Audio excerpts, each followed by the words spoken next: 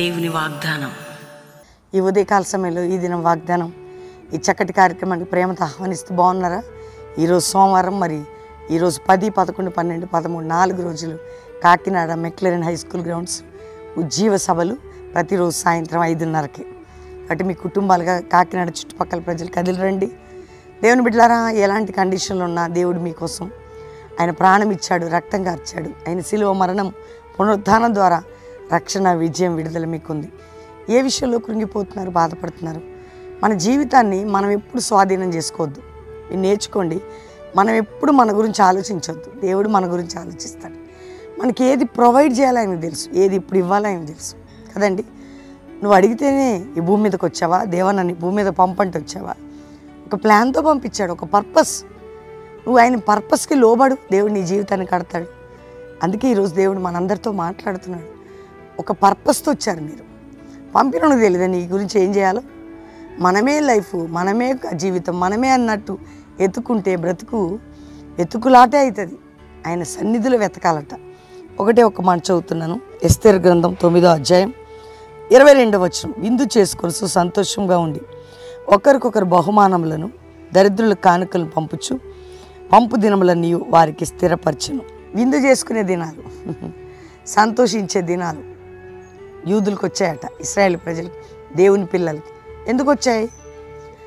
వారి కన్నీరు ప్రార్థనకి జవాబు వచ్చింది. మనం ప్రార్థన చేస్తే కదా, మనం దేవుని వెతికితే కదా జవాబు వచ్చేది.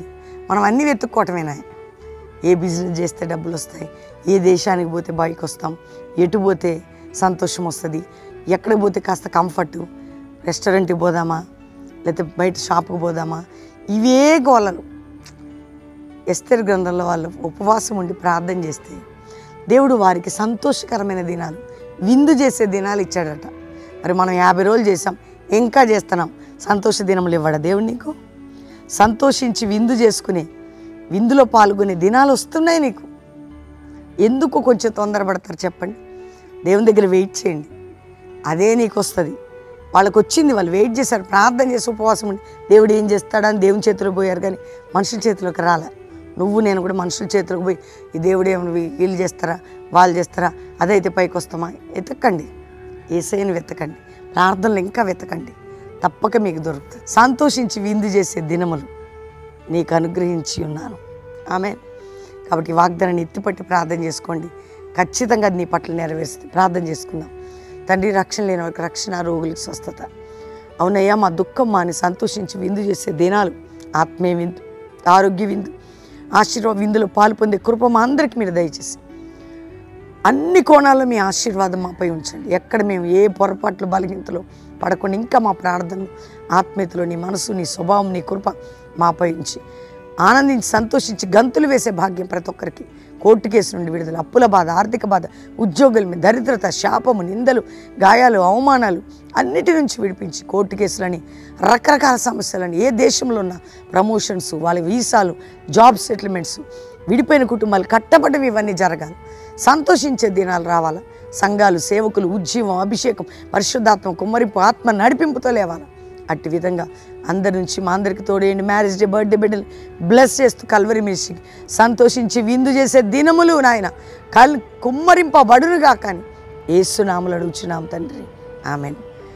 పాస్టర్ ప్రవీణ్ అని యూట్యూబ్ సబ్స్క్రైబ్ చేసుకోండి. Pastor Praveen official Insta follow అవ్వండి. ఈ రోజు నుండి కాకినాడ సభలు రండి, కుటుంబాలుగా కాకినాడ చుట్టుపక్కల ప్రాంతాల్లో ఉన్న బిడ్డలు. దీంతోపాటు ప్రతి శనివారం బెల్లంపల్లి ఉజ్జీవ సభ జరుగుతుంది. రండి. బెల్లంపల్లిలో ఉజ్జీవం అంటే అభిషేకంతో కూడిన సాయంత్రం మీటింగ్లో పాల్గొని ఆదివారం అటెండ్ అయ్యి వెళ్ళొచ్చు. కల్వరి ప్రామిస్ ల్యాండ్లో కూడా 3rd సాటర్డే, సండే కూడా అక్కడ కూడా మీటింగ్స్ ఉంటాయి. కుటుంబాలుగా పాలు పొందండి. దేవుని బిడ్డలారా, దేవుడు మీకు ఇచ్చిన అవకాశాన్ని వదులుకోకండి. ఇంకా ప్రభు కోసం నిలబడండి. దేవుడు దీవించండి. ప్లీజ్.